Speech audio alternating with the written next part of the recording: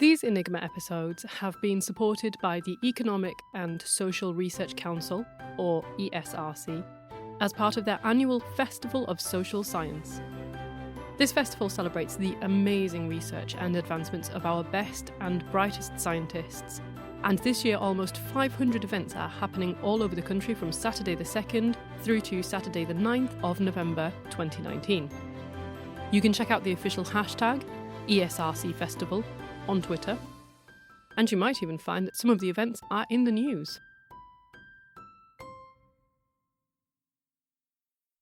Case S01E13.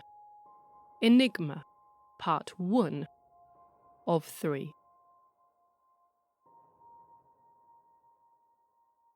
This mini-series is special. The story of Enigma, at least as it's told in this country, the UK, is often incomplete. On the one hand, that's not such a surprise. Enigma has involved numerous decades, dozens of countries, and thousands of people. But on the other hand, the story as it has been told here has still suffered from some skewing.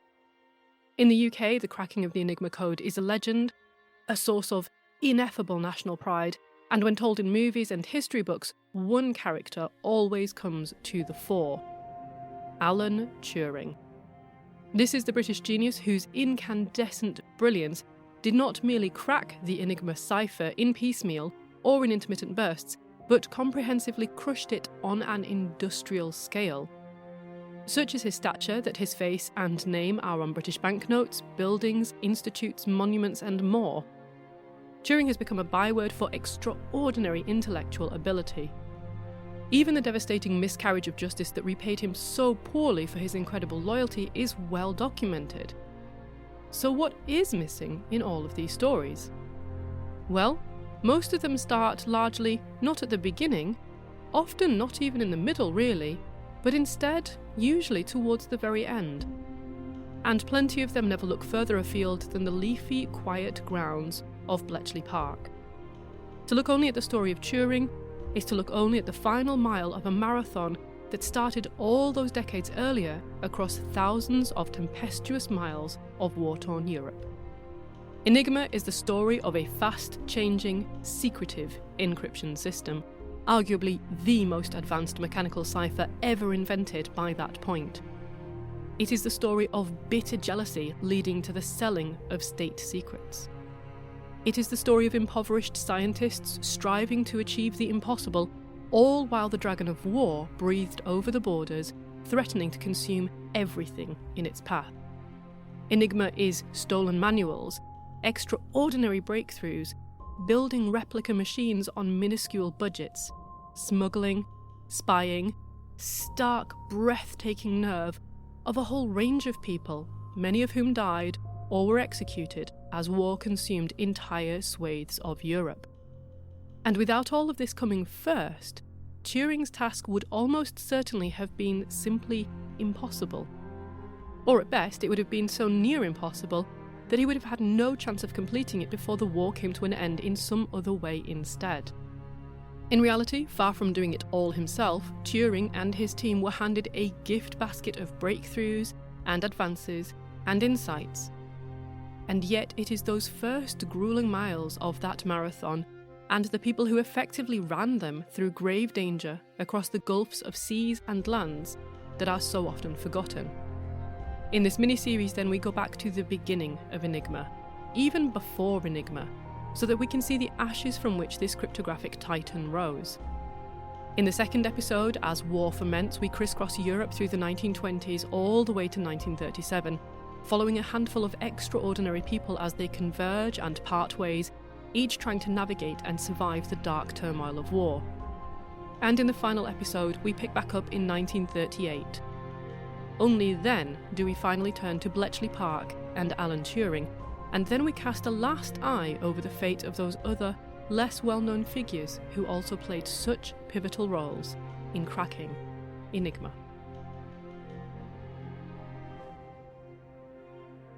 Welcome to En Clair, an archive of forensic linguistics, literary detection, and language mysteries. You can find case notes about this episode, including credits, acknowledgements, and links to further reading at the blog. The web address is given at the end of this episode. And if you get a moment, leave us a rating wherever you get your podcasts from.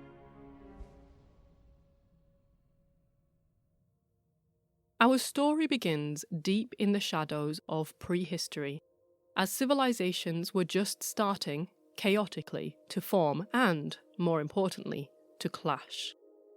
As hierarchies emerged, they brought with them concepts like royalty, kingdoms, trade, war. But power, commerce, and military superiority all rely for their success on keeping secrets. After all, sending a regiment of soldiers to loot a neighbouring kingdom's wealthy village requires covert reconnaissance, careful planning, and disciplined execution. Similarly, striking a trade deal with that same neighbouring kingdom is more difficult if they know in detail everything about your kingdom's assets and liabilities. And keeping power consolidated in one figure, one monarch, one emperor, one tyrant, requires having access to the best and latest intelligence. It is vital to know who is loyal to whom, what their weaknesses are, whether they are amassing secret forces and plotting to seize power. But one does not then want to let that self-same precious intelligence leak to others. The trouble is, no matter how trustworthy a messenger, a courier, a soldier, everyone is susceptible to tiredness, to errors of judgment, alcohol, bribery, torture. However, the person who does not know the secret cannot reveal it. Thus, all those thousands of years ago, as the need to communicate precious intelligence in safety grew, this secrecy became the mother of codes, and ever since leaders and royals, magnates and masters have been disguising their communications as a way to protect, defend, and govern their empires, both large and small. And from there, the use of codes has bled into every part of our lives. Encoded letters, secret classifieds ads, messages hidden in music, art and literature, plot devices in fiction and film, even just the way that parents talk to each other in front of their children when they would rather not be understood. But no sooner had someone invented codes than someone else who couldn't stand being in the dark invented code breaking. And almost immediately, this turned into a pitched battle. The earliest attempts at codes, mere letter shuffling or simple substitutions, were quickly cracked by these primitive cryptanalysts. The codemakers responded with more complex codes, and the codebreakers started to develop decryption principles, attack patterns, and methodological rubrics. Back and forth the battle raged, one side endeavouring to bamboozle the other with ever more complex, opaque seeming nonsense, and the other side striving not merely to solve the mystery, but to do so as efficiently as possible. In the words of Simon Singh, author of The Codebook, codebreakers are linguistic alchemists, a mystical tribe attempting to conjure sensible words out of meaningless symbols. The history of codes and ciphers is the story of the centuries-old battle between codemakers and codebreakers, an intellectual arms race that has had a dramatic impact on the course of history. The development of codes can be viewed as an evolutionary struggle. A code is constantly under attack from code breakers. When the code breakers have developed a new weapon that reveals a code's weakness, then the code is no longer useful. In turn, this new code thrives only until code breakers identify its weakness, and so on. So far, I've used a lot of terminology, and actually I've been playing a little loose with it. But if you're going to enjoy this case properly, and cases like this, it's useful to have a handle on the major terms and their meanings. So we'll start with a bigger concept. The study of this field, in general, is called cryptology. So crypt, meaning hidden, and ology is the study or the science of something. But you can study and specialise in cryptography. So there's a G in there, and I'll come back to that in a minute. This is the methods and means of encrypting and hiding. Thus, you would be a code maker. Or you can study cryptanalysis. This is the means and methods of decrypting and revealing. As such, you would be a code breaker. If it helps to remember, cryptography, that G that I mentioned, for generating codes and ciphers, cryptanalyst, A for attacking codes and ciphers. Now, creating Enigma will have taken plenty of cryptographers, that is, code makers, people who generate codes, and cracking it took stupendous amounts of cryptanalysts or code breakers attacking the code. Some argue that cryptanalysis, code breaking, is harder than cryptography, code making. And there may be some truth to this, but creating a completely unassailable code in the first place is also not easy, as this story will show.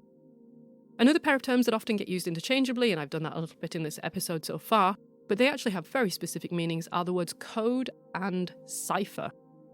A code is actually something that you replace a full word or phrase with, so we have code names for agents, cryptonyms, like 007 in the James Bond franchise. 007 is his cryptonym.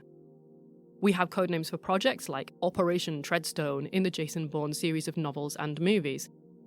And these cryptonyms, these code names, for military installations, operations, assets, projects, maneuvers, whatever it is, they all basically stand in as a secret or minimally known way of referring to that person, that place, or that thing. And of course we have code words and code phrases as a means of establishing authenticity or passing on information. So let's say you and I are spies. We've been instructed to rendezvous and we're trying to establish each other's identity. I might be instructed to arrive carrying a copy of, let's say, Rolling Stones magazine rolled up under my left arm. I might expect you to be wearing a New York cap and to be apparently talking on a phone. Upon each of us seeing a person who fits these visual requirements, I might attempt to light a cigarette 3 times and then give up in apparent disgust when my lighter doesn't seem to work.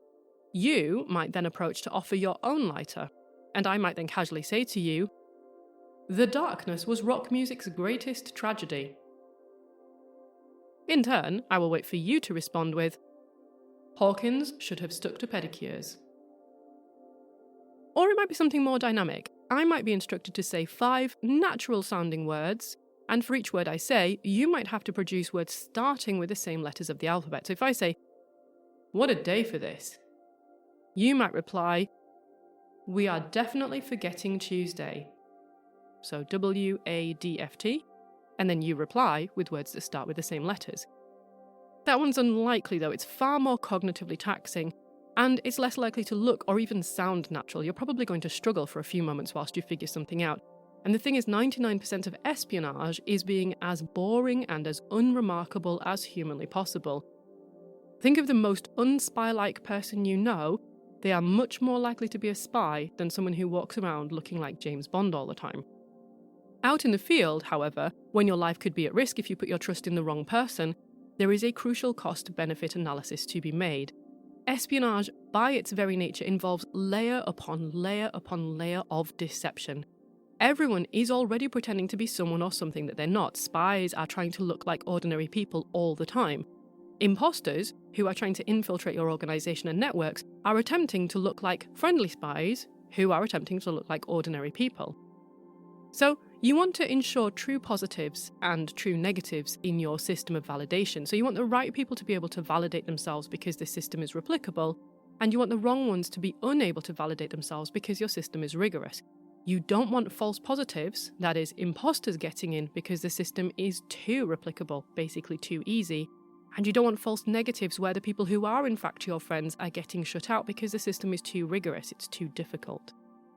Now, ordinarily, if your linguistic phrase is more complex, if there's a dynamic element to it, if there is a higher level of security, this tends to bring with it a higher level of cognitive effort, or worse, much worse in espionage, a greater degree of obviousness where some bystander will think, "Well, that was weird," and it will stick in their mind. And more to the point, any code phrase, or the key to producing an acceptable code phrase, can be intercepted anyway, or tortured out of a captured agent, or even inferred if the agency's protocols are not what they ought to be. And so this makes code phrase validation alone, by modern standards, a pretty dicey means of fully and confidently determining the veracity of someone's identity. So, like you can't walk into GCHQ or the Pentagon through a single door with a single swipe card, similarly, if you want to establish who someone is, especially on a critical mission, you generally want to take quite a few more steps than just producing a single short sentence, which they then produce a second appropriate part to. So modern espionage and cognate occupations, and there are cognate occupations amazingly enough, they rely much more heavily on technological means nowadays. So if you visually check out with your New York cap, and then you behaviourally check out by lending me your cigarette lighter, and then you even linguistically check out because you produce the correct passphrase, I might then go on to another stage of validation that involves me handing you an innocent-looking device. It might be something that looks like an e-reader, or a phone, or a pen, or a folder, or a lighter. And that will swiftly take a biometric reading. It might scan your fingertips, or your eyeballs, or the patterns of veins in your hand, or whatever. This will then relay the information back to your home agency or some other place, and they'll cross-check and say, yes, this is the right person, or no, this doesn't match.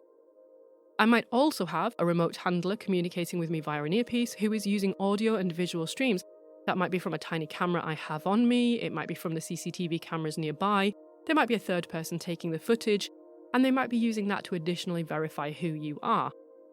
Or there might be tiny iris implants, or invisible skin tattoos, or microchips under the skin of your hand, or a myriad of ways in which the uniqueness and validity of your identity can be established. Now, this is all very nice and very space age and very technologically advanced, but tech can and does fail. The internet goes down, or you can be in a place where it's just not available, and you can end up losing all of your devices for endless reasons. Even an implant can be found and removed. So let's say you suddenly find yourself in a dicey situation, perhaps you're among hostiles, far from home. Having the absolute last resort of a call response validation protocol, a phrase to say to which someone can respond, this could be the difference between suddenly turning enemies into friends or ending up just another anonymous star on the wall back home at headquarters. Quite however you end up in a scenario of providing such a code phrase to someone else, if they successfully produce the second part of this linguistic handshake, then you've both covertly established your identities.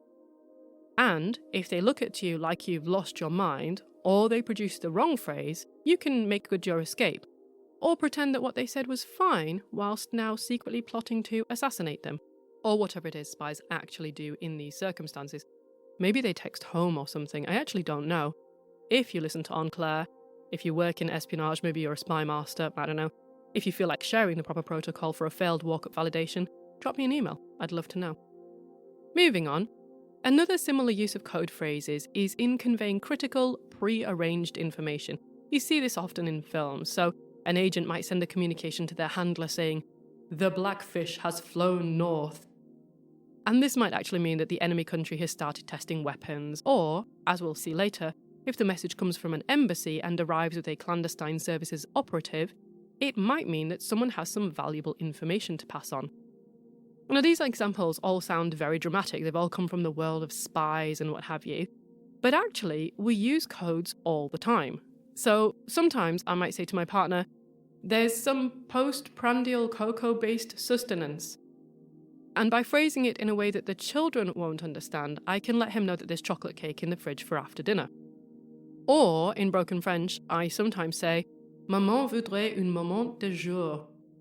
Basically, Mummy would like a moment, please. And at this point, the children get distracted, and I go have a mindfulness moment of necking dime bars in the blissfully dark and peaceful pantry. Or if we're disagreeing about how to respond to something that one of the kids has done, but we want to maintain an illusion of being a well-oiled parental management unit, we use the code phrase, "Jim's dad," which means, let's pause, calm down, and discuss this away from little ears. So, essentially, all languages are actually codes. If you speak the language, it just happens that this code is transparent to you. You mentally possess the code book necessary to understand it. But if you don't happen to speak that language, the code is opaque to you, and you need someone to translate it. So in the case of codes created for cryptological reasons, there will be something like a code book. Whether this is physical or memorized, and you can even combine both artificial codes, where you switch certain words or phrases for other words or phrases, and, as an added layer, you can then produce the whole thing in an unusual language that is not spoken by many people. This happened in the case of World War II with the code talkers, but we'll save them for another episode. Compared with codes, ciphers work at a finer level of granularity. So instead of replacing whole words or phrases, the individual letters or sounds within the word are substituted for something else, or they're scrambled up. So in really simple ciphers, you might just move every letter on one place. So cat, C-A-T, would become D-B-U. Or you might switch every letter of your plain alphabet for a symbol.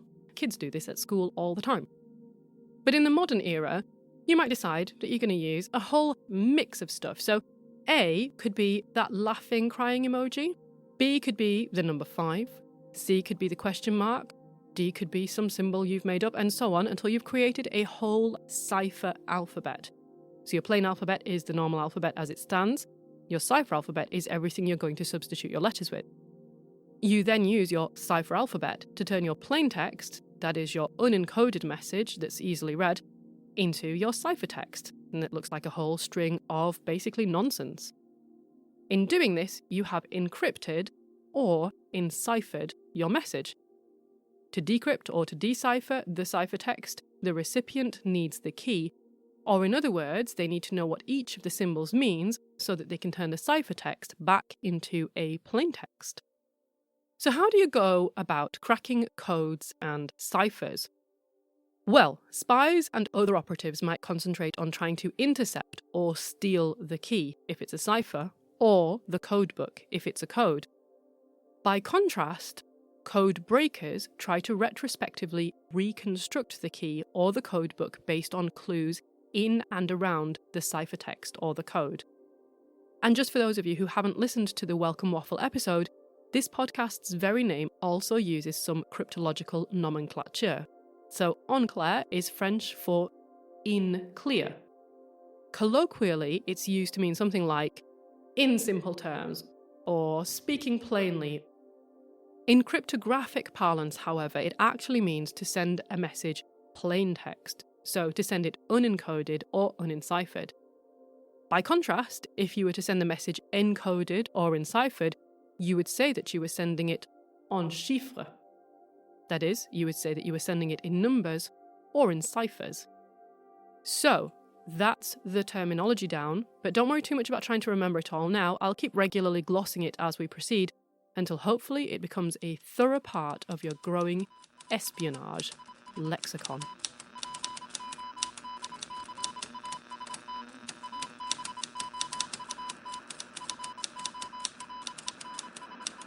In any work on cryptography, cryptanalysis, cryptology, it's crucial to note that everything that ordinary people like you or I, everything that we know about applied cryptography and cryptanalysis, that is, real codes that have been created, used in the field, and then cracked by adversaries, everything we know is largely historical, outdated even versus modern methods and standards.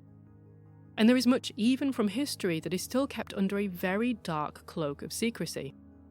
And when you think about it, on reflection, that's pretty unsurprising. Extremely strong ciphers and codes are invaluable beyond measure for conveying ultra-sensitive information and intelligence. And at the same time, successful methods of cryptanalysis are invaluable beyond measure for intercepting and decoding such messages from others. We'll see this over and over again as this mini-series progresses. The secrecy around cryptography is layers deep. So the diplomatic and military value of both being able to create good codes and crack good codes is incalculable, and the work of a gifted cryptanalyst or cryptographer is beyond price. Such people and their achievements and breakthroughs are therefore generally kept well out of the public eye. In some cases, their work or some of the information around it may eventually be partially or fully declassified, as we'll see later on with some of the cases that we look at in this particular story, but this will often be long after their death when the revelation of such sensitive information can no longer be leveraged against the country or the individuals in question, and then, at long last, that codemaker or breaker may finally receive some recognition for all they have done. But even then, their work may be so advanced, or so sensitive, or so controversial that the records are still kept firmly under wraps. So, if you are thinking of doing cryptology for the glory, you couldn't pick much worse, since there will be the exact opposite of fame in your lifetime. And for the amateur cryptologist who merely enjoys the subject and enjoys reading about it, pretty much everything the ordinary person can reasonably learn about the field is only a partial picture anyway, and it's already substantially out of date.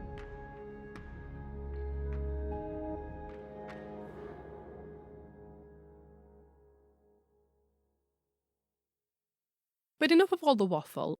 Let's actually get stuck in depth into some real-life examples of secret communications and all the many ways we've found of hiding messages for others to find, because all of these come up in the story of Enigma as well. So far, I've said a little bit about one way of sending secret messages, making it inaccessible, so that even if it is intercepted, the person who's managed to get a hold of it can't understand it. And this can be done through codes where we substitute whole phrases for a single word, like broken arrow to mean, oh god, someone has stolen one of our nuclear submarines. Or through ciphers where we substitute letters or sounds in the words for other symbols or other letters. Of course, for extra security, you could combine the two. You could create a code phrase like broken arrow and then encipher it as well using some sort of cipher alphabet. And there's more, but I'm going to come back to this in a bit because it will lead us, finally, to Enigma.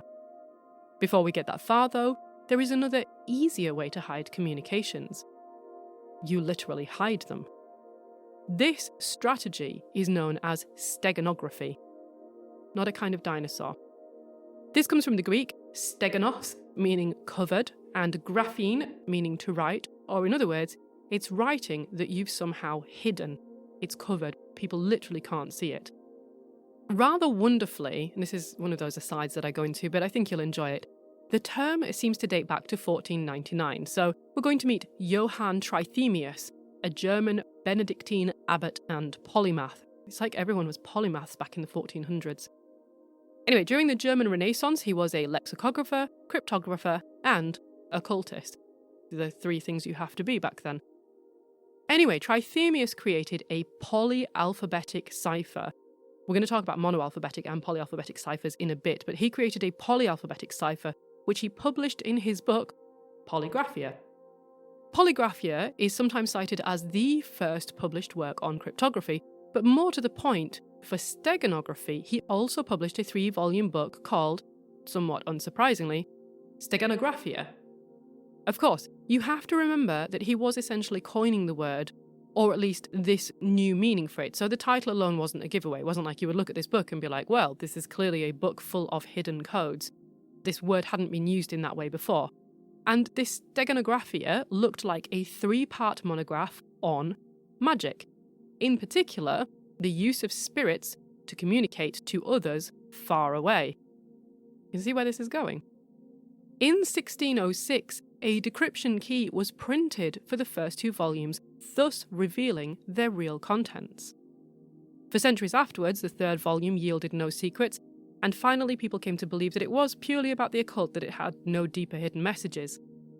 Then, in 1996, Dr. Thomas Ernst, a professor of German at La Roche College in Pittsburgh, managed to crack the ciphers in the 3rd volume.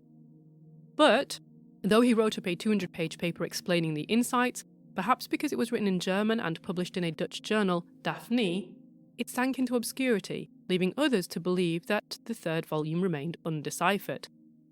It was then cracked a second time in 2010 by mathematician Dr. Jim Reeds of AT&T Labs, and it was only when he went to publish the paper that he discovered that Ernst had beaten him to it 14 years earlier.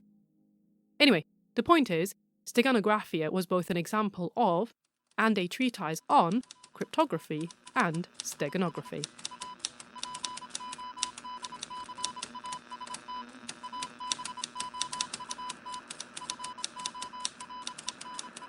The brilliant thing about steganography is that there are as many ways to employ it as there are colours in the rainbow, or as you have the imagination to dream up. So I'm going to give you some examples and you'll start to see just how massive the potential is here.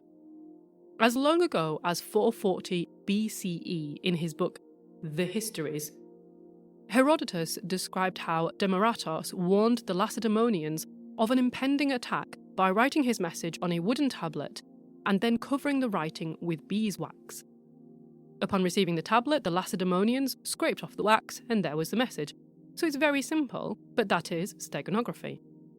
In another incident described in the same book, Herodotus explains how Histiaios shaved the head of his most trusted slave and tattooed a message on his scalp, and then, after his hair had grown back, sent him to Miletos with the aim of presenting himself before Aristagoras. I don't know who most of these names are, you should just take the general story. Basically, the message was an encouragement to Aristogoras to revolt against the Persians. Now, the benefits of this particular method, there are some. The messenger doesn't need to know the message. I mean, depending on the circumstances and the use of drugs and so forth, they may not even know that they have a tattoo on their head in the first place. This was a time before mirrors, to be fair. And if they're captured and searched, there is nothing to find unless the captor randomly decides to shave their head. But the drawbacks are also quite considerable. I mean, the message will be weeks, if not months old by the time it arrives. Hair doesn't grow particularly quickly, and this substantially reduces its value. If the enemy learns that this tactic is in use, it's easy to check for, and it's pretty difficult to hide. The message could also be in code or enciphered, or both, but by then, you've caught the messenger, and they're at your mercy. You could torture them and see what you could get out of them. Messengers also go astray. They get sick, they get scared, they have a moral epiphany. Wait, are we the bad guys? And if you try and send a flurry of messages in a fast-moving situation, this is going to start to get really logistically awkward. Overall, then, sending secret messages across the office tattooed onto the heads of those under our command is generally a non-starter. So, what else can you do? Well, other methods include skip codes, where the hidden message is retrieved by reading the first letter of each word, or every fifth word, or every other sentence, and so on. This is sometimes called a null cipher, because the ciphertext message, that is the actual bit that you want the person to focus on, is mixed in with a whole heap of non-cipher or null text designed to throw the cryptanalyst off. The downside is that it can be tricky to create a natural-sounding text to go around the actual intended message, and it can take a lot of null cipher to suitably drown out the actual cipher. But the bonus is that a null cipher is especially effective. If you'd like to try your hand at one, go to the transcript of episode 5 of On Claire, and you'll find that there are no less than 3 Easter eggs hidden away in that particular episode. One is a steganographic message in the text. One is a steganographic message hidden at 2 different levels in some audio. And the third one is for you to discover. Another example is the method used by the Doll Woman. Real name, Velvalee Dickinson. The Doll Woman was a New York City dealer of rare, collectible, and antique dolls. And she was also, apparently, a Japanese spy. During the Second World War, she would write up orders for and letters about her dolls, and these described quantities, designs, types, adventures, scenarios. But these letters were in reality descriptions of warships, shipyards, and coastal defences, which she was sending on to Buenos Aires in Argentina. When the recipient of the letters moved, 5 of her letters were returned and intercepted by the FBI, who began to piece together the messages hidden in the coded language. But one needn't invent random letters to send messages. Historically, book printers used to run out of fonts for publishing books, so it wasn't unusual to find a mixture of font faces and styles all in the same page. But this meant that you could write the ciphertext in, say, italics, or use Times New Roman letters for the ciphertext and Arial for all the null cipher, and basically the person could read and pick out the actual different messages. On modern web pages, it's even easier to execute. It's invisible to the naked eye, and it's faster to detect with a computer, so you can add in transparent content, or you can underline certain letters and set the underline colour to match the page colour, so that you can't see the underline unless you basically copy and paste it into something like Word. Or you can use letters that look exactly the same as ordinary alphabet letters, but have different ASCII codes. So the letter A, for instance, you can have it in the ordinary font, or you can use a special ASCII A. It looks the same, but to the computer, it's different. Or you could implement a fractional font size difference, or you could change the kerning, or you could embed something within the HTML of the web page so that it doesn't show on the screen itself, but it is in the HTML in the background, and so on and so forth through thousands of possibilities. But writing is not the only medium for hidden messages. Another involves music. So in classical music, if you've listened to episode 5, you'll already know this, people have hidden their names, initials, short messages to the sequences of musical notes. Other methods in more modern music have involved recording messages backwards, known as backmasking, and other music has Morse code in it. But for more on all of these things, go listen to episode 5. One thing I didn't mention in that episode, which is quite lovely, is that you can hide images in digital music files. So when the audio is rendered as a spectrogram, the graphical output reveals the hidden picture. Go read about the image in the Nine Inch Nails song, My Violent Heart. But what if you don't fancy tattooing, retailing antique dolls, or composing music? Well, how do you feel about knitting or similar handicrafts? For the creative, there is a new and massive world of possibilities here. You might tie smaller and larger knots that represent Morse code, and you might tie them on a thread, and then you might sew that thread into a piece of clothing. Or you might use the colour and the pattern and the stitch counts on a scarf or a sweater, and then use this to encode information. But maybe you think these are all a bit hands-on, and you could maybe do something a bit less Jane Austen, a bit more Ada Lovelace? Well, modern steganography, unsurprisingly, involves computers, and the possibilities here, aside from the ones I've already mentioned to do with font faces and font sizes, are about as limitless as the internet and computing in general. I'm going to give you a really simple few examples. One thing that you can do is you can hide a plain text message that's in one file type as another, such as an image. So let's say you write yourself a little message in Notepad in a TXT file, you save it, and then you change the extension to JPG. The computer now thinks it's an image, but if you try and double click on it and open it, it will say, this is not a real picture. If you change the extension back to TXT and then double click it, it will open. Of course, the message itself inside could also be encoded or enciphered. You might use another skip code method inside a null cipher. Essentially, this could be as complex as you wanted it to be. Or, instead of encoding a text file in a picture, you could hide one picture inside of another. So this is useful for conveying intelligence that is visual in nature. Or you could disguise an audio as a PDF, or a PDF as a spreadsheet, and on and on and on. And that's just the start.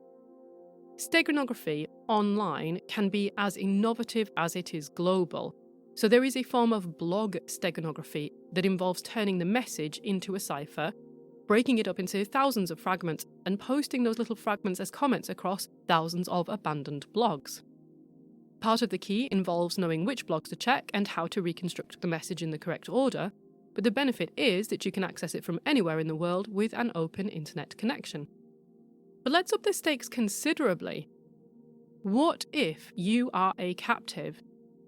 You're about to be broadcast on TV or in pictures to the world, and you are at risk of execution if the people holding you realise you are trying to convey a message of some sort. But what if this is your only opportunity to signal for help? All the methods I've just mentioned here are useless, and even words are risky. So one option that you might have left to you is movement or gesture. One famous example of live, silent steganography was Jeremiah Denton. In 1965, during the Vietnam War, Denton's plane was shot down and he was held a prisoner of war in North Vietnam for 8 years. In the first year of his captivity, he was forced to take part in a live interview in which he was asked to describe how well he and his fellow prisoners were being treated. Basically, they were producing propaganda in which they wanted him to say how wonderful his captivity was and how nicely he was being treated. Denton spoke, praising the conditions, and said that he was being taken good care of, but at the same time he seemed to be having trouble with the bright studio lights. In fact, for those paying attention, he was blinking the word torture in Morse code.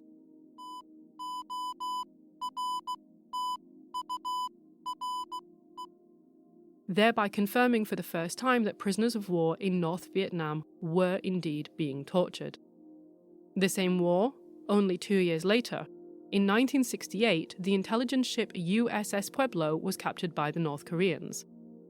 In their communications with the US, North Korea claimed that the ship had defected to North Korea and staged photographs of the crew members in various poses, apparently looking comfortable and as if they were there of their own volition. Except that in many of the pictures, the crew were subtly giving the finger. Sometimes they were resting their hand against their face the way you did as a kid in the classroom. Don't pretend you never did this. And at other times they were sitting with their hands clasped in their laps but with a middle finger extended on one hand. Initially unfamiliar with the gesture, the North Koreans believed the crew when they claimed that this was a Hawaiian good luck sign. When they found out the truth, the crew members were subjected to even more extreme beatings and torture than they had been experiencing up to that point. 11 months later, when the US acknowledged that USS Pueblo was indeed a spy ship, apologised for the incident and promised not to spy any further on North Korea, the crew was released. But the capture of USS Pueblo was a devastating blow for other reasons. The North Koreans were able to reverse engineer some of the cryptographic equipment on the ship, and this gave them access to some US communications. But the Americans and their wars of the 1960s and 1970s do not have a monopoly on incredibly courageous captives risking their lives to hide messages in plain sight. Another example, another war, another set of prisoners. But this time it's World War II. The prison is in Germany, and the prisoners are women.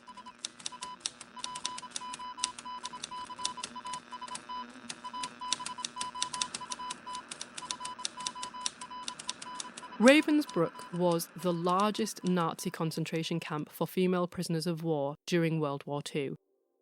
It opened in 1939, and from 1942 until it closed down 3 years later in 1945, experiments were carried out on some of the prisoners. I can't actually go into details about this because honestly, I've read it. It is utterly harrowing. I wouldn't be able to speak through it. It's enough to say that some of the women died horrific deaths, others were executed after the experiments on them had run their course, and those who survived were permanently damaged and traumatized. It's a horror of a kind I find it incredible to think that humans are even capable of. These women came to be known by both prisoners and guards as Kaninchen, that is, rabbits, and their plight very quickly garnered them a huge surge of sympathy and compassion from the other prisoners. A group of 4 Polish rabbits, Wanda Wojtasik, Krisha Cich, and sisters Janina and Kristina Iwanska, decided that something needed to be done to reach the outside world. While they were aware that the existence of the concentration camps was widely known, they felt sure that the sadistic experiments being conducted on women at Ravensbrück would not be common knowledge, as the SS seemed extraordinarily keen to keep the rabbits quiet. Letters from prisoners to their families were heavily censored by the SS, so the women had to figure out a way to deliver the message to the outside world without being caught. All 4 women had been scouts, and they knew that it was possible to hide messages using lemon juice, milk, or onion juice as invisible ink. But as food was strictly rationed and mostly consisted of bread or watery soup, they had access to none of these things. Christina suggested that they could try using the one substance they all had access to on a daily basis: urine. They could dip a stick in urine and use it to write, and the urine would become invisible to SS sensors as soon as the paper dried. The recipients then simply had to apply gentle heat to the letter to view the secret message, so they could run a hot iron over the surface of the paper, and this would char the iron-rich substances and turn the ink brown. But the classic problem: how do you convey the key to your recipients? How would the rabbits alert the recipients of the letters that they contained secret messages written in invisible ink? You can't just put it there openly in the writing itself, like, hey, put an iron over this, because then the SS will know. Now, as a child, Krisha loved to read adventure stories with her younger brother Wisław, particularly those by Polish writer Kornel Makuszyński. One book, entitled The Demon of the Seventh Form, told the story of a protagonist who sent secret messages hidden in texts.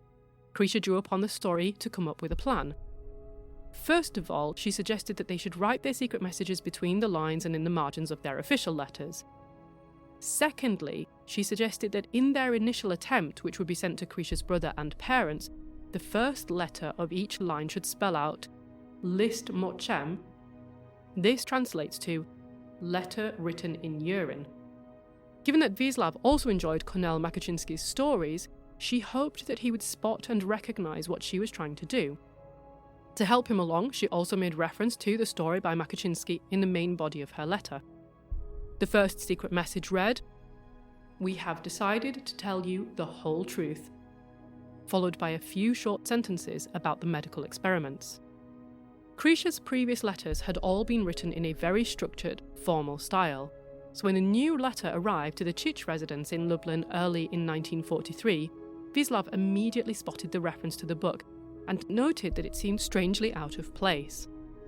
Along with his parents, Tomasz and Maria Cich, Wisław managed to figure out that he needed to string together the first letter of every line. But the lower half of the letter was rubbed out, which meant that Krisha's message seemed to read something like, "Wet the letter."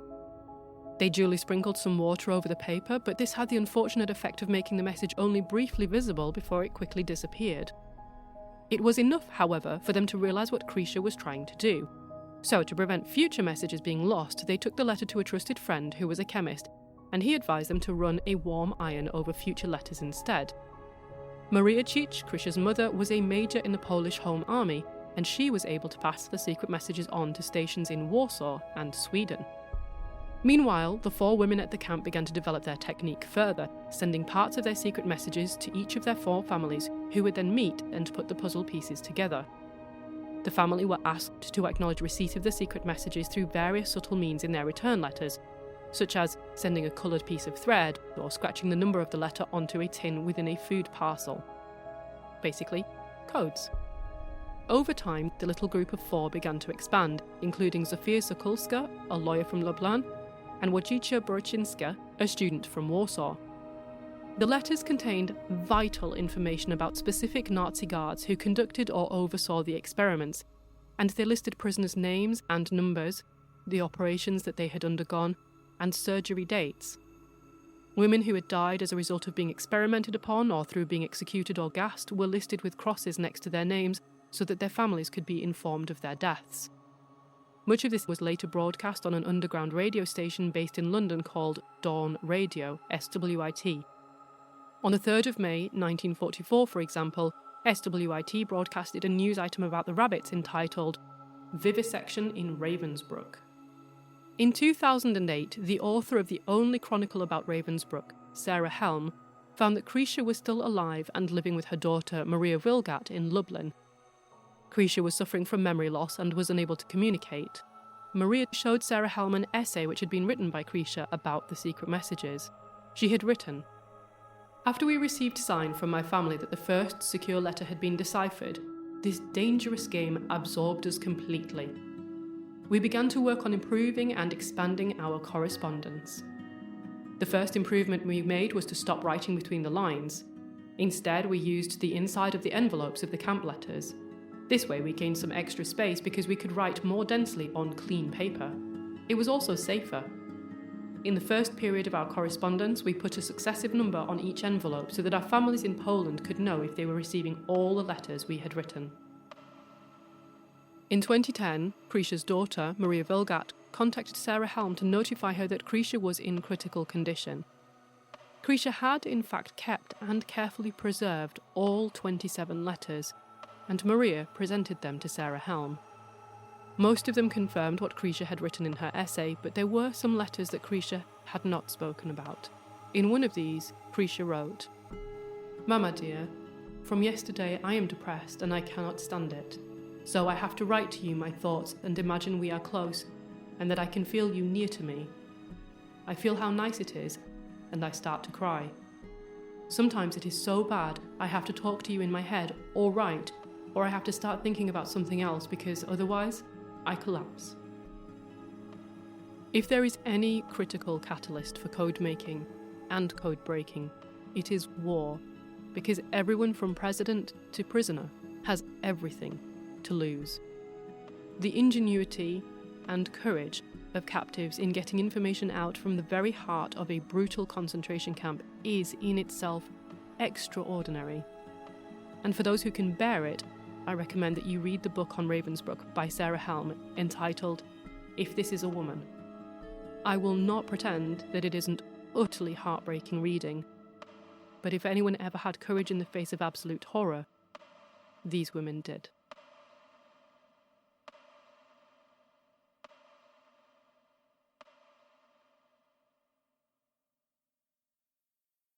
What then of the appalling regime that put those women there? How did the agents and operatives and soldiers that were part of this organised monstrosity communicate their plans, successes and losses without themselves giving away vital intelligence to their enemies? To understand this, we need to look at the different types of cryptography and then dissect Enigma, one of the most advanced mechanical ciphers ever invented. A quick recap. Cryptology is the study of encoding and decoding. Cryptographers generate or create codes, and cryptanalysts attack or break them. A plain text written in a plain alphabet is what you put in, and a ciphertext written in a cipher alphabet is what you get out. Finally, there are two fundamental ways of secreting communications: steganography, where you hide the message itself in some way, and cryptography, which involves hiding the meaning. And that's where we'll stay for the rest of this mini-series. As we've already seen, cryptography can be carried out through codes, where you substitute whole words or phrases, or it can be done through ciphers at the level of the letter or the sound. A message is effectively obscured, or scrambled, or both, according to a particular system that is typically agreed upon between the sender of the message and its recipient. As the recipient knows the system or the protocol, they can effectively reverse it and uncover the meaning. Without access to that original protocol, anyone who intercepts the message is, theoretically at least, unable to read it. So let's look a bit more at the two major cryptographic processes: transposition and substitution. Transposition, as the name suggests, involves rearranging the letters in the original message. It's basically a glorified, and probably unreadable, anagram. The shorter the message, the easier it is to decrypt. So, for instance, it's certainly true that there is more than one way to scramble a cat, but aside from cat, C-A-T itself, it turns out that the limit is actually only 5: ACT, ATC, CTA, TAC, and TCA. Of course, this is a level of transposition that even a child could work out in a few short minutes, but as the number of letters increases, so too do the potential combinations, dramatically. On its surface, transposition, at least of a long enough message, might seem more secure than steganography. If someone intercepts the message, they're not guaranteed to decode it after all. But it, too, has its drawbacks, and the classic problem that has plagued cryptographers since the dawn of the field is getting the key to the recipient securely. The key, as you may remember, is the means of deciphering the message, and in this case, it would consist of some explanation or indication of how the message has been scrambled so that the recipient can exactly unscramble it. If ever there was something worth protecting on the one hand and intercepting on the other, it would be the key to a good encryption method. For safety, of course, you would encrypt the key, but maybe you can see where this is going. Then, your recipient would need the key for that encryption. So, in short, ironically, moving aside from modern public-private key encryption methods that use prime factoring and things like this, that's a whole different ballgame.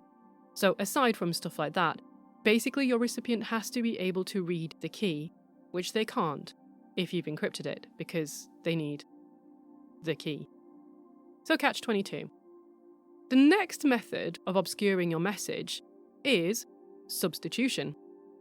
I've already mentioned the really simple versions of this, where you bump each letter of the plaintext along one in the alphabet so that, for instance, Enclair becomes Faux, DMBJS. The sing notes. In transposition, each letter retains its identity, but changes its position, whereas in substitution, each letter changes its identity, but retains its position. I should add, there's no reason why you can't go a little Carly Rae Jepsen on your messages and do it all. Substitute all the letters, and then transpose them all, and then use steganography to hide the whole ciphertext in. I don't know, stick it in a picture of Elvis. Whatever makes you happy. But for now, we're going to stick with one layer of encryption at a time.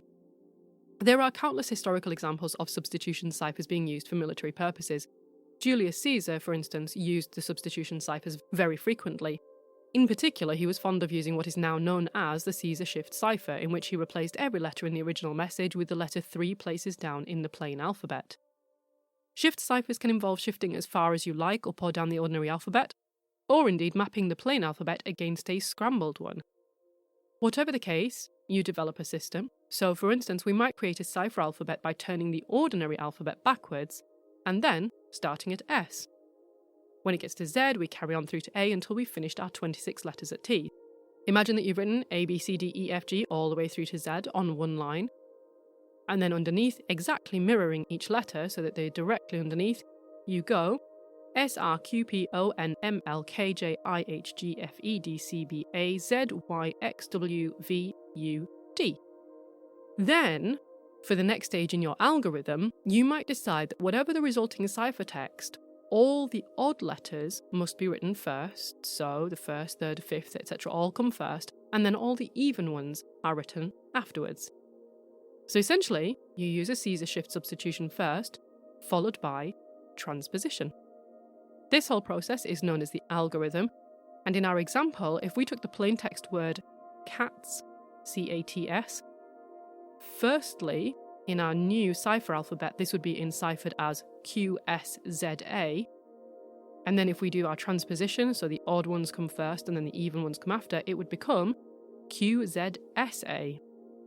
In a short message like that, of course, the transposition doesn't have much of an effect because there's only so many ways you can scramble it, but in a longer message, the difference would be profound. Now, if you have both the algorithm, the method, and the cipher alphabet, it is possible to firstly reverse the transposition process and put the letters back into their correct places, and then decipher the message to reveal the contents. But if you only know the algorithm, that the letters have been substituted and that they've been transposed, even if you know I've used a Caesar shift of 7, unless you have access to the cipher alphabet itself, you're going to find it extremely difficult, if not impossible, to crack the code. This is because the cipher alphabet could have been scrambled in an almost infinite number of ways. So for simplicity, I picked reversing it, and it would be an obvious thing to try if you were attempting to crack the code. Similarly, it would be sensible to try the alphabet straightforward and see what happens if you use it with a shift of 1, and then a shift of 2, and then a shift of 3, until you've tried all 25 possibilities. But imagine I'd taken a minute more and scrambled the cipher alphabet instead. So instead of doing it backwards, I literally mixed it all up.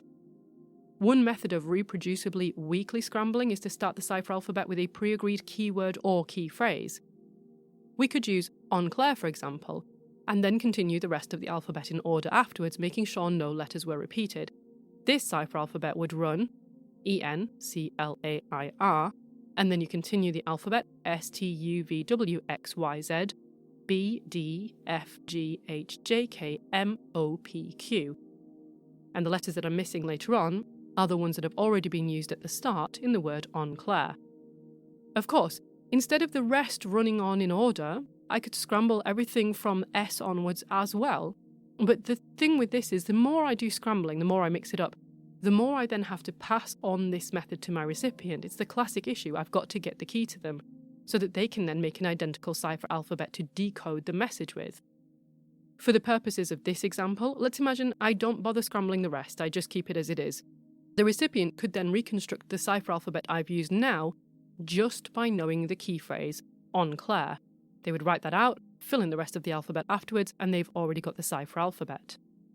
But again, how do you get your keyword or key phrase to the recipient without just telling them it and possibly having that information intercepted? Well, instead of the keyword or key phrase, you might give them 3 digits. That might be the page, sentence, and word number of some pre-agreed book. Perhaps that book might be whatever is number 7 on that day's bestsellers list. Or you might send them a timestamp which relates to a word in a pre-agreed song, or a longitude to cross-reference with a pre-agreed latitude, which then identifies a specific street name. Whatever it is, there are any number of ingenious ways of conveying to the recipient the intended key without simply telling them, though again, in all cases, you must communicate to them that system, if not the key itself. And whatever the chosen sentence, or phrase, or word, this then becomes the key at the start of the cipher alphabet, or at the end, or 10 letters in, or whatever the system is that you've both agreed on. This all tends in one direction, randomizing the cipher alphabet in some way that can be flawlessly reproduced by the recipient. And just how many ways are there to randomize a mere 26 letters of the alphabet? Brace yourself. You can create 400 septillion randomized cipher alphabets. Not 400 billion, or trillion, or quadrillion, or quintillion, or sextillion. 400 septillion. That is a 4 with 26 zeros after it. Or in common parlance, a lot. Imagine you decided that you didn't just want the 26 letters of the alphabet, you also wanted the numbers 0 to 9. And maybe you also want both upper and lower cases as well. So you've got your 26 lowercase and your 26 uppercase and your 10 numbers. And then you decide, yeah, I'd also like some punctuation. Suddenly, you're not randomizing 26 characters, you're randomizing more than 60. And this exponentially increases the possibilities of randomization. So, as I said, you intercept my enciphered messages, you work out my algorithm, you discover I'm using a Caesar shift, you even know that I'm just employing a basic 26-letter cipher alphabet that's been scrambled in some way, despite having the enciphered message and the algorithm and all of this information, you would still find it extremely difficult to decrypt my code. What you're missing is the key, and the key, in this case, is the cipher alphabet that I've used. Without it, it wouldn't even help you to know that my code is shifting 7 letters along, because if the cipher alphabet is scrambled, what is it shifting from and to? In different words, Caesar shifts with randomized cipher alphabets are pretty easy to create and extraordinarily difficult for the average person to crack. And for centuries, we thought that this type of substitution cipher, the monoalphabetic substitution cipher, was essentially unbreakable, until we abruptly discovered that it wasn't.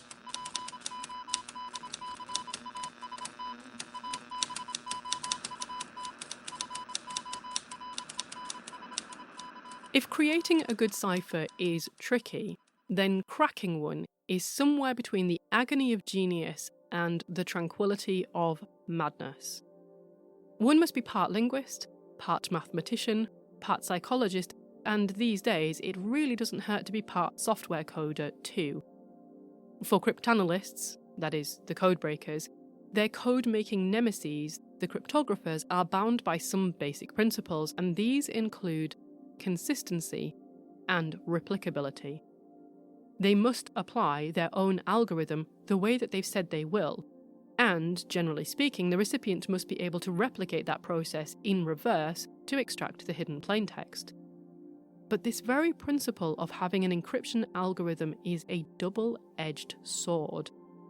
Properly applied algorithms produce consistent, repeatable patterns, and patterns are exactly the weak point that the cryptanalysts look for when trying to crack codes. Psychologically, for instance, we might look for patterns in behaviour, like when trying to create a random-looking cipher alphabet for the first time, plenty of people literally type out the QWERTY keyboard layout because, to them, this seems random. It couldn't be less random. Or we might note that the intercepted messages always start with "Hi" and end with "Love you, X," as in a kiss. This immediately gives us 9 letters of their cipher alphabet if they've used a monoalphabetic substitution cipher. But this would require case-by-case knowledge, and there are bigger patterns that we can tap into. Cryptanalysis really only began once scholarship in several key disciplines was sufficiently sophisticated, so mathematics is pretty obvious, statistics, linguistics, and the surprising one, theology. Arab theologians who were interested in establishing which statements in the Quran were attributable to the Prophet Muhammad carefully studied etymology, sentence structure, and letter frequency. In essence, they were actually attempting an early form of authorship attribution by trying to determine whether certain texts were consistent with the linguistic patterns of the Prophet. Now, it's not clear precisely who first realised that letter frequency could be exploited to break ciphers. The earliest written description of this form of cryptanalysis is by a scientist in the 9th century, Al-Kindi. Al-Kindi appears to have published some 290 books on topics ranging from medicine and astronomy and linguistics to mathematics and even music. Remember what I said about everyone being a polymath? Anyway, one book entitled A Manuscript on Deciphering Cryptographic Messages was only discovered in 1987. In it, Al-Kindi carefully described his method as follows. Step 1. Determine the relative frequency of each letter of the alphabet through examining a large sample of texts in the relevant language. Step 2. Examine your ciphertext and calculate the frequency of each letter within the ciphertext. Step 3. If you assume, based on your analysis of a large sample of texts, that the most common letter in English is E, and you see that the most common letter in your ciphertext is X, you can assume that X is likely to be the substitute for E.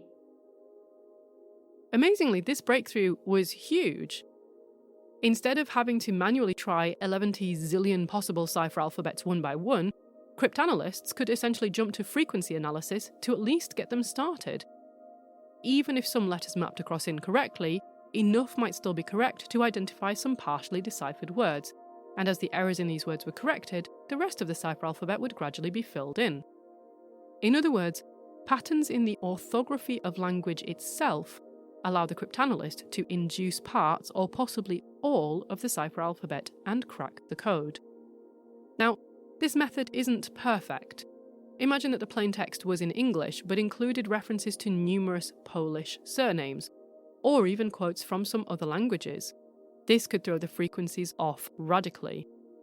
Or if the message is very short, just a few words long, there simply won't be enough data to generate a meaningful frequency list. And if it's both short and contains non-standard words for that language, then you can just forget it because frequency analysis will be close to useless.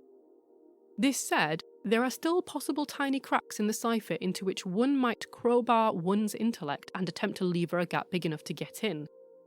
So for instance, we might focus on just 3 of the most frequent letters and then look at the letter ordering. Most English words contain vowels, for instance. Some consonant clusters simply never occur. Some consonant clusters that do occur, like ng, will almost always prefer the end of a word and will never appear at the start. Through a long set of rules and an exhaustive process of elimination, you can strike in certain possibilities, strike out others, and formulate possible and probable solutions. But, as the monoalphabetic substitution cipher came under attack from frequency analysis, the cryptographers fought back. "Oh," they said, "so you're looking at the words and guessing where things go? Well, what if you can't tell where one word ends and another starts?" Removing spaces and replacing them with other characters is no different than replacing the letter A with the letter B, after all. Indeed, the space can even be one of the substitutions. You might just decide to always write T as a space, and always write the space as E. And in so doing, at a glance, the ciphertext would appear to be full of individual words, but we would inadvertently be seeing them as starting and ending in all the wrong places. But you can also analyse the frequency of spaces no differently than you can analyse the frequency of letters, so this is basically no less secure if the cryptanalyst knows to check for it. Again, the cryptographers fought back.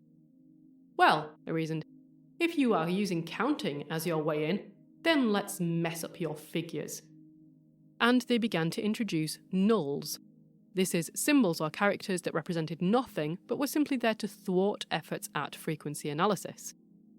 With every advancing step, however, the algorithms for applying ciphers grew ever more complex, and the likelihood that a poor, tired human enciphering messages lasting at night at the end of a long day might make a mistake and garble some part or even the whole message grew ever greater.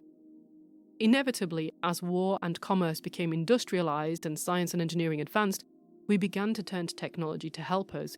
We wanted codes to be difficult enough that people couldn't crack them, but easy enough that we could produce them accurately over and over again.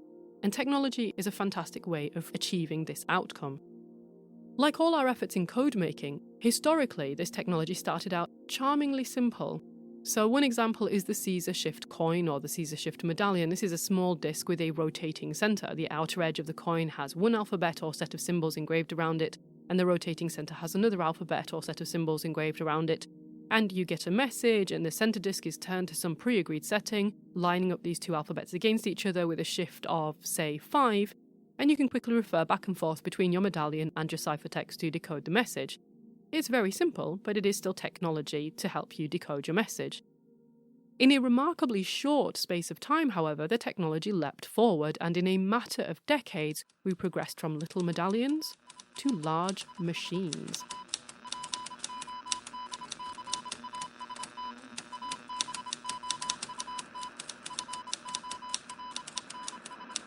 Between World War I and World War II, the Germans worked feverishly on their cryptographic techniques and created several extraordinarily sophisticated mechanical ciphering devices. Entire books have been written about all of these, and all are worthy of their own podcasts in their own right. But for the purpose of this mini-series, we're going to focus on just one, and that one is the best known of all: Enigma. The origins of Enigma are somewhere between quaint and surprising. So German inventor Arthur Scherbius co-founded engineering firm Scherbius and Ritter with his friend Richard Ritter. Scherbius had studied electrical engineering, and he was particularly interested in how the cryptographic techniques used in World War I could be improved using advances in technology. Enigma was Scherbius's invention and his vision for the future of uncrackable secure communications, and he applied for a patent for it in 1918. To look at, the Enigma machine was, frankly, unremarkable, even a little ugly. Far from looking like a machine that contained heretofore unknown cryptographic power, it instead looked something like a cash register crossed with a typewriter. It was also heavy. It weighed around 12 kilos, and, for good measure, it was incredibly expensive to produce. Given its eye-watering price and its uninspiring appearance, it is perhaps no surprise that Scherbius was initially unsuccessful in attempting to sell Enigma either to business or to the German military. But events in the wider world triggered an unexpected chain of events that would eventually work in Scherbius's favour. In 1923, at the same time that an unknown individual by the name of Adolf Hitler was in prison for a failed coup in Munich, the publication of Winston Churchill's The World Crisis alerted the Germans to the fact that British cryptographers had successfully cracked German ciphers during World War I. And this was a breakthrough which had afforded the British significant military advantage. The German military were forced to confront the evident failure of the security of their communications, and it was agreed that Scherbius's mechanical cipher, Enigma, represented the best chance they had to avoid making the same mistakes in future. A mere 2 years later, by 1925, just as the first volume of Hitler's Mein Kampf was being published, Enigmas were being mass-produced by Scherbius, both to businesses and to the military. But those he sold to the military had different internal wiring to the commercial versions he had previously put on the market. This is a crucial detail that comes back up later, so try to keep hold of it if you can. But how does Enigma actually work? There are several key elements to the machine. There's the lamp board and keyboard, the scramblers, the reflector, and the plug board. I'll explain each as briefly as I possibly can, and as I go through, remember that cracking Enigma in the end required the cryptanalysts and scientists to mentally reverse every single one of these steps accurately. It's only in knowing the machine's complexity that you begin to appreciate the mental agility that was required to defeat it.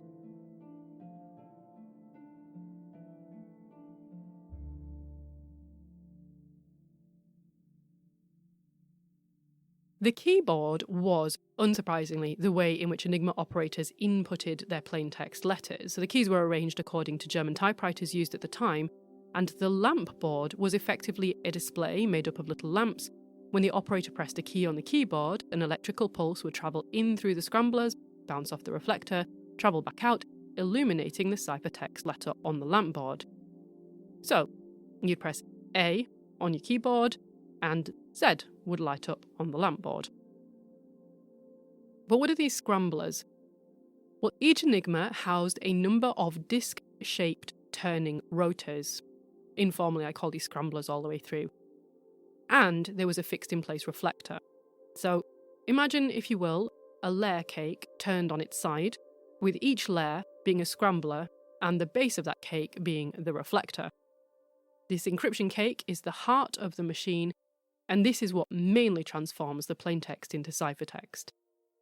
Around the circumference of each scrambler are the 26 letters of the alphabet, but each scrambler is wired up in a different way, so that every scrambler within one machine is different to all of the others.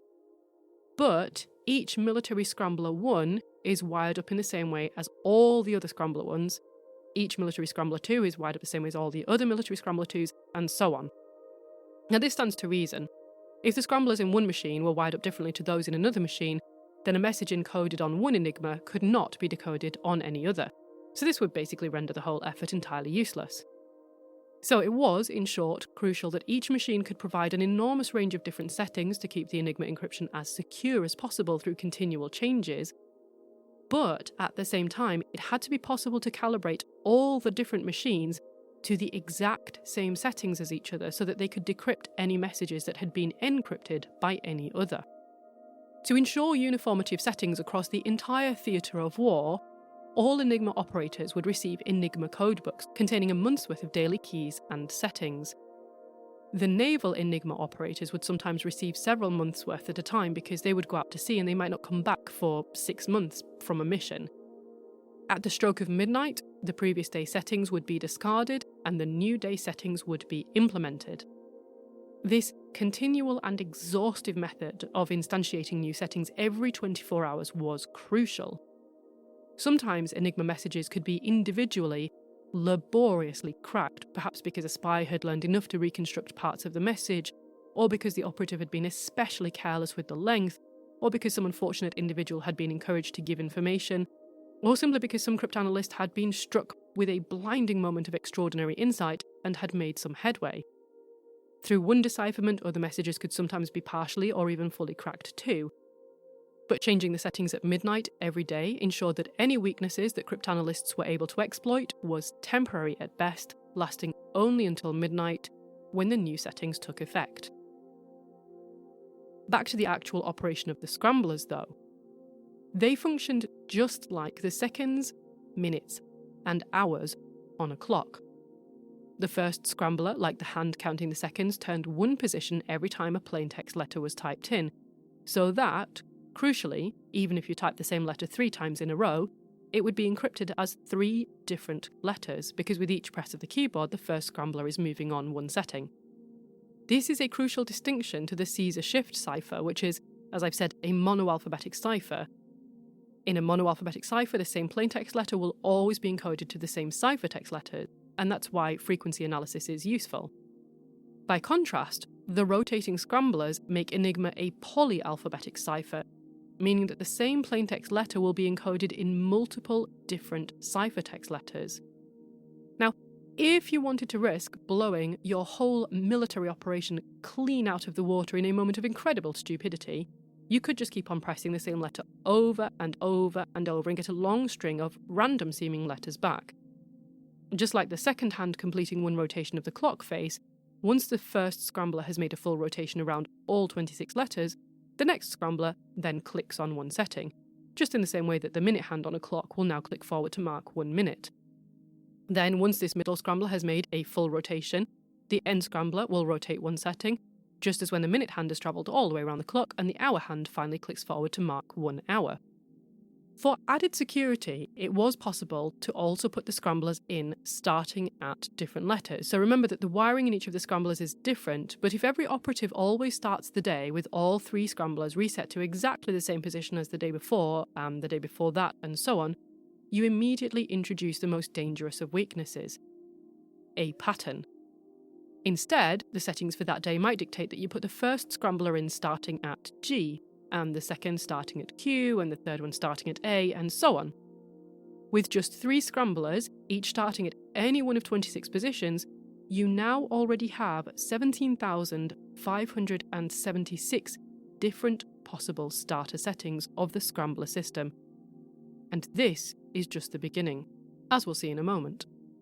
By using multiple scramblers, the problem of repeating patterns, and also patterns in language itself, like highly frequent E's and rare Z's in English, is reduced to an almost imperceptible level.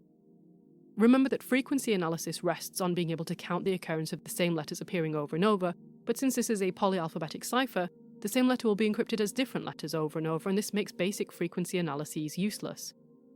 But let's imagine that you've gone back to that moment of idiocy and you keep continually bashing A on your keyboard for some reason, perhaps 100 times, I don't know. And then you send this message and it's intercepted by the enemy. For 25 bashes at least, you'll have produced different letters, but after the 26th, if your Enigma machine only had 1 scrambler in it, then it would return to its original position and the pattern would begin again. In a 100-character message, your pattern will fully recur 3 times, and will be cut off towards the end of the fourth iteration.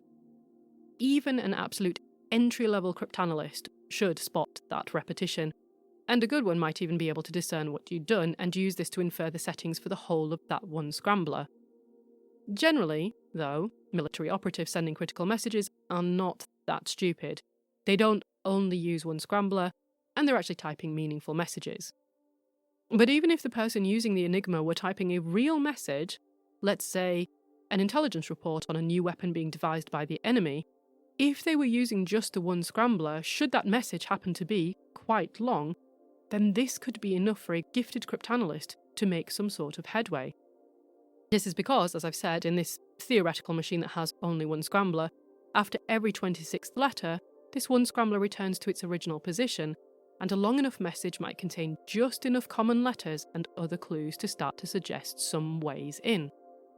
So, the more scramblers, the more secure your encryption, because even if you somehow slide completely off your saucer and keep hitting the same letter over and over, it will take that much longer for the pattern of encryption to repeat. With 2 scramblers, you'd have to type 676 letters before you've sent the first scrambler round 26 times and the second scrambler round just once, thereby completing the pattern and starting again. With 3 scramblers, you'd have to type 17,576 letters before you'd sent the first scrambler round 676 times, the second one around 26 times, and the third one around once. If you were to really ramp it up and put in 4 scramblers, you'd have to type in almost 500,000 letters, and that would get you from the start to the end of one complete encryption cycle. Essentially, with each new scrambler, the pattern in the encryption grows exponentially larger, and as an added precaution, since German cryptographers knew that enemy cryptanalysts were looking for any patterns they could find in longer messages, they also tended to keep their messages short too. Now you might think, well, that kind of sounds needless, your encryption is already very good, but remember the enemy was intercepting everything it possibly could, and a pattern might not appear in one short message, but over dozens or hundreds of messages sent during the course of a day, there might be enough text to start unpicking the encryption. However, there is a practical limitation to the scramblers. Remember that the Enigma machine was already heavy, it weighed something like 12 kilos, and it needed to be dragged onto ships, up and down mountains, into remote war encampments, and so on. More scramblers might be more effective, but there comes a point at which the sheer size and clumsiness of the machine renders it more of a hindrance than a help. So as a result, at first, 3 scramblers was the standard. But even for this limitation, there was a further, elegant solution. As I already said, each scrambler in a set was wired up differently, but all the scrambler 1s are wired up the same, and all the scrambler 2s are the same, and so on.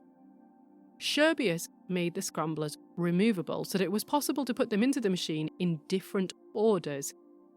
And each machine also came with 5 scramblers in total.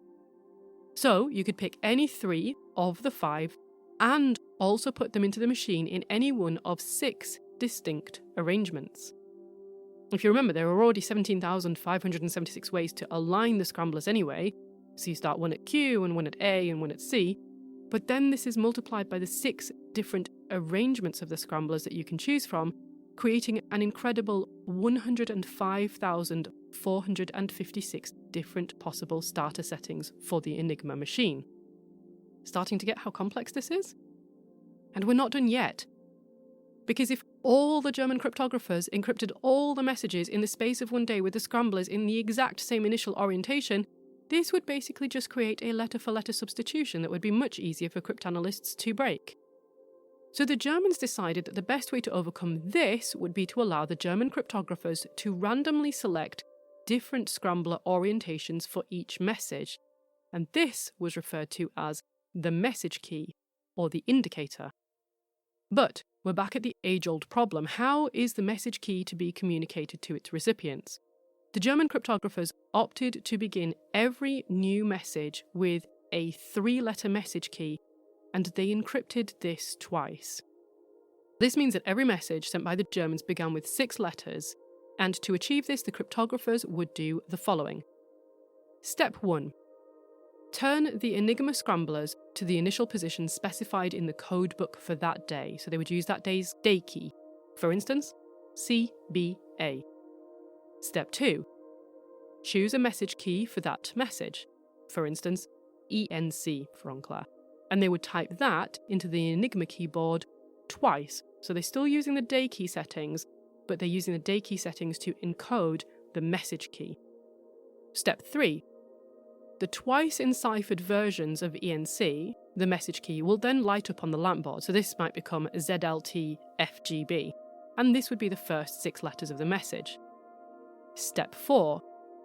The operative then changes their scrambler orientations to match this message key. So the first scrambler would be rotated to E, the second one to N, the third to C, and then they continue with the rest of their message. But how does the recipient determine the message key? Well, they essentially reverse the procedure. So they turn their Enigma scramblers to the initial position specified in the codebook for that day, so they use the day key, and for that day it was CBA. They type in these encrypted 6 letters at the beginning of the message, which in our example were ZLTFGB. They look at the letters lighting up on the lamp board and check that it spells out the same 3 letters twice. So in our case, they would see ENC, ENC light up. If they don't get 2 matching sets, then they know that some sort of error has occurred. And then they adjust their orientation of their scramblers to ENC and go on to decipher the rest of the message. The next key component on the Enigma machine is the reflector. Like the scramblers, the reflector is a rubber disc, but unlike the scramblers, it is fixed in place and it does not rotate. So when the operative types in a letter, that letter sends an electrical signal through the 3 scramblers to the reflector. As the name suggests, the reflector then bounces the signal back through the same 3 scramblers, but this time it goes via a different route. Now this has to be the case for 2 reasons. If the reflector sent the pulse back through the same route, you just get back out what you put in. But more importantly, the reflector is crucial for decrypting other Enigma messages. To encrypt a plain text message, you type in the letters, almost as if you're typing the message out on a typewriter, and you jot down the letters that light up on the lamp board, thereby creating your encrypted output or your ciphertext. But to decrypt an Enigma ciphertext, you ensure that your machine is calibrated to the correct settings as the machine that produced the encrypted messages, and then you simply type in the ciphertext, and each time the letters light up on the lamp board, you jot down the letters that are lighting up. So each ciphertext letter will be converted back to its plaintext letter, thus revealing the underlying message. So in other words, the Enigma machine was both encipherment and decipherment as mirror processes. But there's just one more component to enhance the level of complexity yet further. On the front of the Enigma machine is a plug board known as a steckerbrett. Imagine one of those old-fashioned telephone switchboards, except this one had only 26 sockets, 1 for each letter on the keyboard. The plug board is between the keyboard and the first scrambler, and it allowed the cryptographer to insert cables to swap some of the letters around before they entered the rotary system of scramblers. So, for instance, you could insert a cable which connected the 2 letters of the alphabet, such as A and B. Now, when the cryptographer types in the plaintext letter B, the electrical signal running through the machine will ensure that B follows the same pathway through the 3 scramblers that was the previously assigned path for the letter A. In 1932, Enigma had 6 plugs, which meant that you could effectively swap 6 pairs of letters, that is, you could swap 12. The remaining 14 letters of the alphabet would not be swapped. The combination of both scramblers and the plug board is what makes Enigma so incredibly difficult to crack, because the sheer number of possible permutations it generates is mind-blowing. In addition, the swapped letters had no underlying mathematical explanation that could be deduced. They were just chosen at random by the operator. With all of the above components in mind, the key to any message decrypted using Enigma has several vital elements. To decrypt the secret message with your own Enigma machine, you would need to know which of the 17,576 possible scrambler orientations had been chosen, which of the 6 possible orders of scramblers was implemented, and which of the 100,391,791,500 possible choices of plugboard switches the operator had randomly decided on. These 3 elements taken together create over 10 quadrillion possible settings, so that simply guessing at the right settings is basically futile. And this therefore made the codebooks with their daily keys almost as precious as the Enigma machines themselves. So how, then, did the battle to crack Enigma begin? As war rages across Europe, and then the world, in the next part we begin to meet the civilians, scientists, and spies who all found themselves caught up in one of the most deadly races against time in modern history.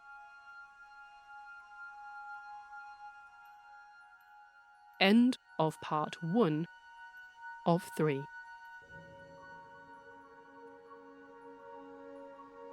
This episode of Enclair was researched and fact-checked by Rebecca Jagodzinski, and it was scripted, narrated and produced by me, Dr. Claire Hardacre. And it was supported by the Economic and Social Research Council, the ESRC, as part of their Festival of Social Science. However, this work wouldn't exist in its current form without the prior efforts of many others. You can find acknowledgements and references for those people at the blog, and also there you can find data, links, articles, pictures, older cases, and more besides. The address for the blog is wp.lancs.ac.uk/Enclair, and you can follow the podcast on Twitter at _Enclair. If you like, you can follow Rebecca on Twitter at RJJAGODZINSKI. And you can follow me on Twitter at Dr. Claire H.